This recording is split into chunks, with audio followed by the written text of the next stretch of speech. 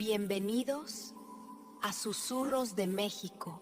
En una de las calles más empinadas de San Cristóbal de Ecatepec. En el Estado de México se alza una construcción que el tiempo ha decidido olvidar, rodeada por bardas altas que parecen murallas y coronada por las siluetas esqueléticas de árboles secos. Esta casa ha vivido muchas vidas sin encontrar la paz. Alguna vez fue una pensión bulliciosa, un refugio temporal para viajeros y trabajadores. Años después, sus pasillos se llenaron del olor a antiséptico y del eco silencioso del sufrimiento, cuando se convirtió en una modesta clínica. Pero su última transformación fue la más desoladora de todas.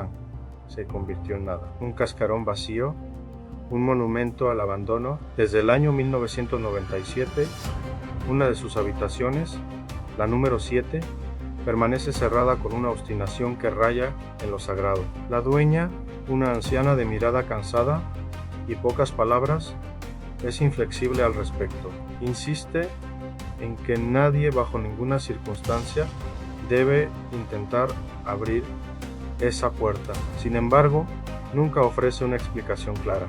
Su advertencia siempre es la misma. Un mantra susurrado con una mezcla de temor y resignación.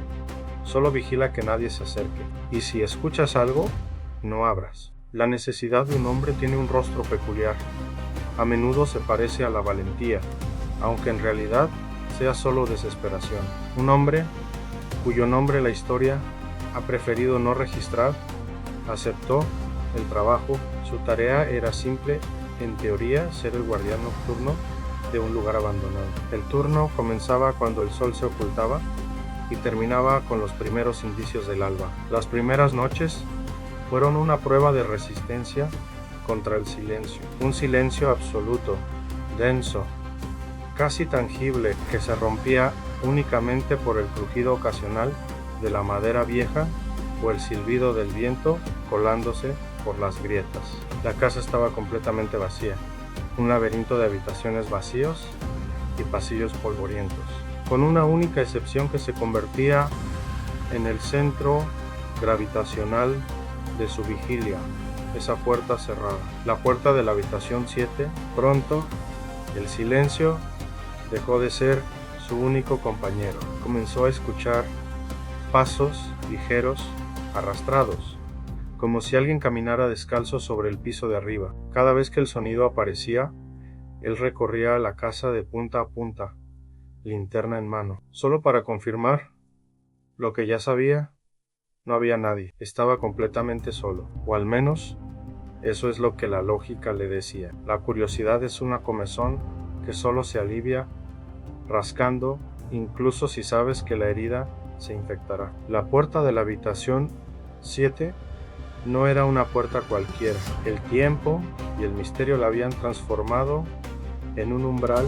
Su superficie de madera oscura estaba cubierta de marcas, arañazos profundos y frenéticos que partían desde el interior, como si una criatura enjaulada hubiera intentado desgarrar su camino hacia la libertad. Las marcas contaban una historia de pánico, de uñas rotas y dedos rojos. Cada noche, el vigilante se sentía irremediablemente atraído hacia ella, estudiando los surcos bajo la luz temblorosa de su linterna, tratando de imaginar la desesperación que los había creado.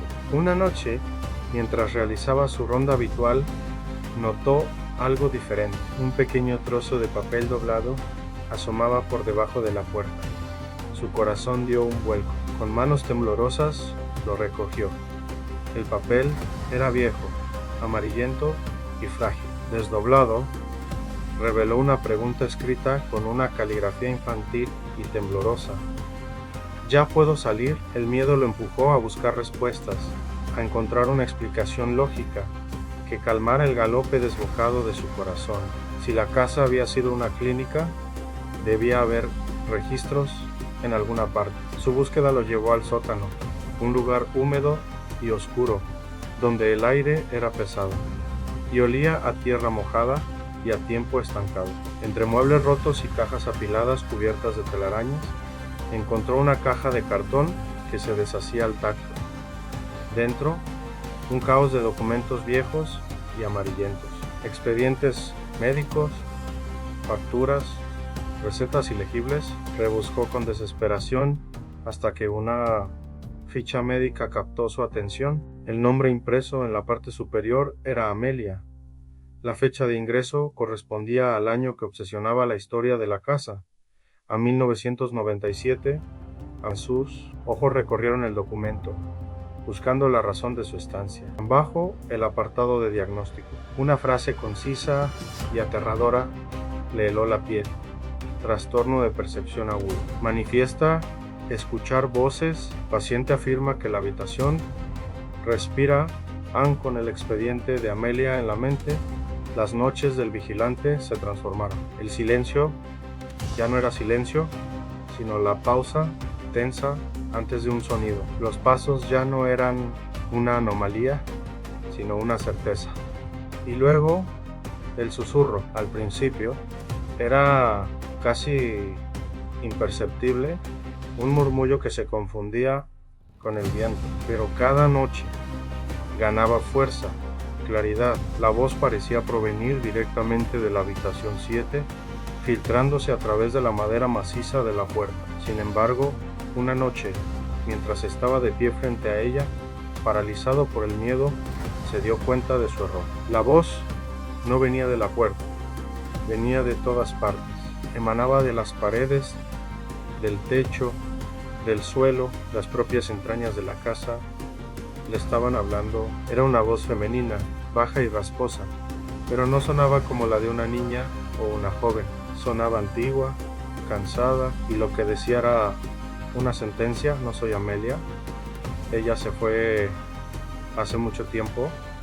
Yo me quedé. Una madrugada en la que el aire se sentía distinto, cargado de una electricidad estática que erizaba la piel. El vigilante completaba su última ronda antes del amanecer, con el agotamiento pesando sobre sus hombros. Al doblar la esquina del pasillo superior, se detuvo en seco. La puerta de la habitación 7, el epicentro de su terror, el sello que había permanecido intacto durante décadas, estaba entreabierta. Una delgada franja de oscuridad absoluta se abría hacia el interior, una invitación silenciosa y macabra. El miedo era una garra fría en su estómago, pero una fuerza más poderosa, una mezcla de deber y una mórbida necesidad de saber, lo impulsó hacia adelante. Empujó la puerta con la punta de los dedos.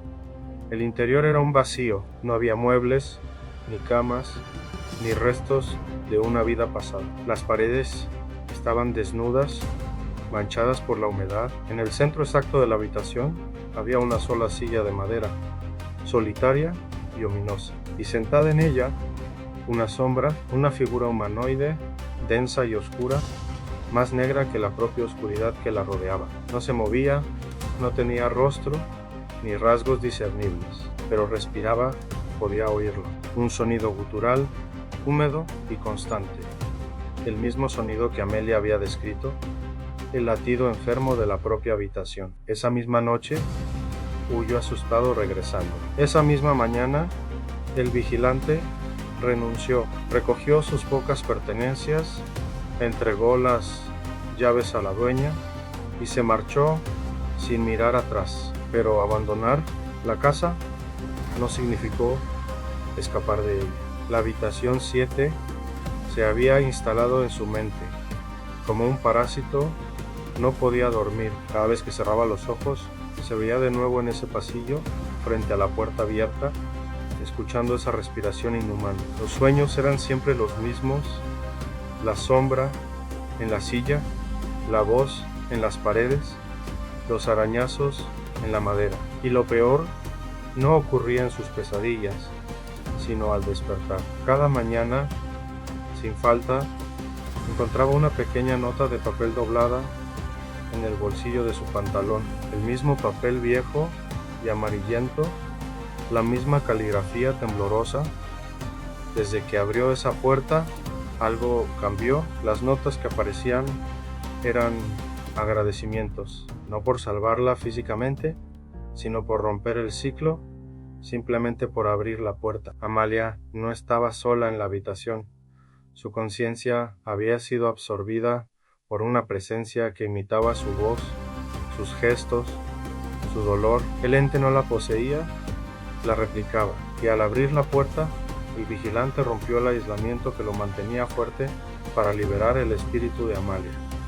Y eso fue suficiente. La nota siempre decía lo mismo: gracias por quedarte despierto, porque mientras él la recordara, ella no desaparecería. Y la habitación seguiría esperando a alguien más que se atreviera a mirar. Si esta historia te tocó, suscríbete y comparte. Esto fue Susurros de México, en donde las leyendas siguen respirando. Hasta la próxima.